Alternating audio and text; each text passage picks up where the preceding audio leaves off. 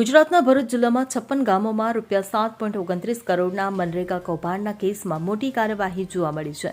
Bharuch crime બ્રાન્ચે ગુરુવારે ગીર સોમનાથથી કોંગ્રેસના પ્રદેશ ઉપાધ્યક્ષ અને પૂર્વ લોકસભા ઉમેદવાર હીરા ચોટવાની અટકાયત કરી છે.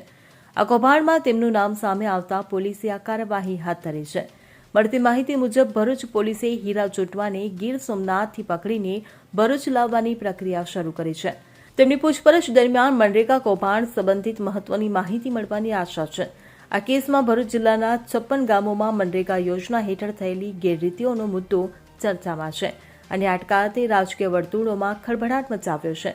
ભરૂચ ક્રાઇમ બ્રાન્ચ હીરા ચોટવાને લઈને ભરૂચ પહોંચી રહી છે, જ્યાં તેમની વિગતવાર પૂછપરછ કરવામાં આવશે.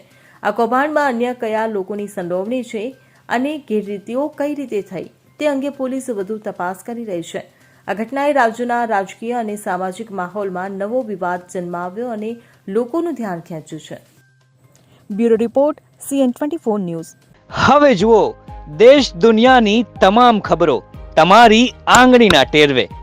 ઉઠાવો મોબાઈલ અને Google Play Store પરથી ડાઉનલોડ કરો અમારી CN24 ન્યૂઝ મોબાઈલ એપ.